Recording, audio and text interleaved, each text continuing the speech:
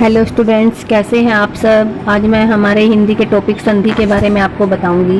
संधि शब्द का अर्थ है मेल। दो निकटवर्ती वर्णों के परस्पर मेल से जो विकार या परिवर्तन होता है वह संधि कहलाता है। जैसे सम प्लस तोष संतोष, देव प्लस इंद्र देवेंद्र, भानु प्लस उदय भानुदय। संधि तीन प्रकार की होती है। पहली है स्वर संधि, दूसरी व्यंजन संधि, तीसरी विसर्ग संधि। इस वीडियो में हम व्यंजन संधि और विसर्ग संधि के बारे में पढ़ेंगे। हाँ जी बच्चों, व्यंजन संधि किसे कहते हैं?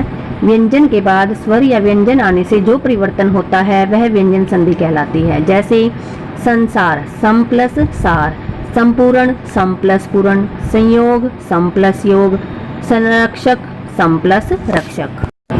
हाँ जी बच्चों, अब हम व्यंजन संधि का तय संबंधी नियम पढ़ेंगे।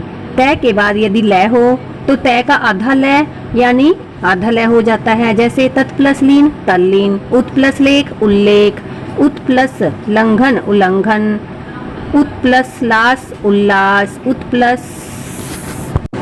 तय के बाद यदि चय या छय हो तो तय का आधा चय यानी आधा चय हो जाता है। जैसे उत प्लस चारण उच्चारण, सत प्लस चरित्र सच्चरित्र। तय के बाद यदि झय या झय हो तो तय का आधा जय हो जाता है। जैसे सत प्लस जन सज्जन, उत प्लस जैन उज्जैन, उत प्लस ज्वल उज्ज्वल, उत प्लस झटिका उज्झटिका। इसका चौथा नियम, तय के बाद यदि है हो तो तय का दै तथा है का आधा ध हो जाता है। जैसे उत प्लस हार उद्धार, तत् प्लस हित तद्धित, उत प्लस हित उद्धित। व्यंजन संधि का छह संबंधी नियम। छह से पहले यदि कोई लघु स्वर हो तो छह से पहले आधा चय यानी हम आधे चय को उसमें जोड़ देते हैं। जैसे अनु प्लस छेद अनुच्छेद, वी प्लस छेद विच्छेद, परि प्लस छेद परिच्छेद, सव प्लस छंद सव छंद। नियम, अगला नियम देखिए, वर्ग के पहले वर्ण का पांचवें वर्ण में बदलाव हो जाना। यदि किसी वर्ग का पहला वर्ण कै चै टै तै पै का मेल किसी अनुनासिक अर्थात पांचवें वर्ण से हो तो वर्ग का पहला वर्ण अपने ही वर्ग के पांचवें वर्ण में बदल जाएगा। ये परिवर्तन इस प्रकार होगा। प्रथम वर्ण पांचवें वर्ण में, कै अड़ै में, चै य में, टै अणै में, तै नै में, पै मै में। कुछ उदाहरण देखिए। तत् प्लस में तन्मय, उत प्लस मुख उन्मुख, जगत प्लस नाथ जगन्नाथ, चित्त प्लस में चिन्मय, वाक प्लस में वांग्मय।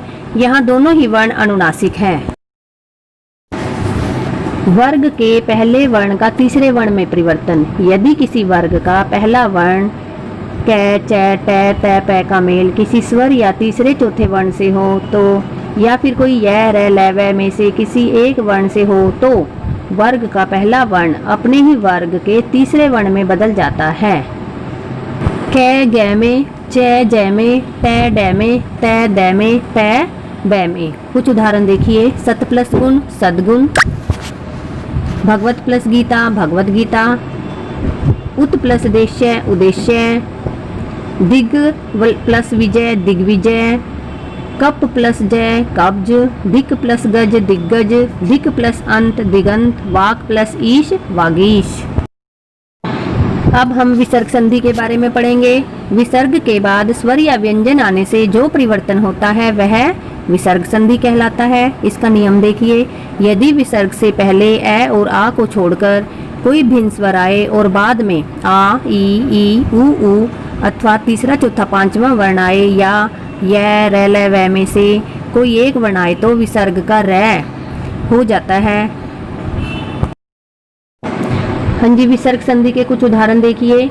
आशीर्वाद आशीहि प्लस वाद, निहि प्लस बल निर्बल, दुहु प्लस बल दुर्बल, निहि प्लस विकार निर्विकार, निहि प्लस धन निर्धन, निहि प्लस आशा निराशा, निहि प्लस उत्तर निरुत्तर, निहि प्लस उद्देश्य निरुद्देश्य, निहि प्लस वाचन निर्वाचन, पुनः प्लस जागरण पुनर्जागरण।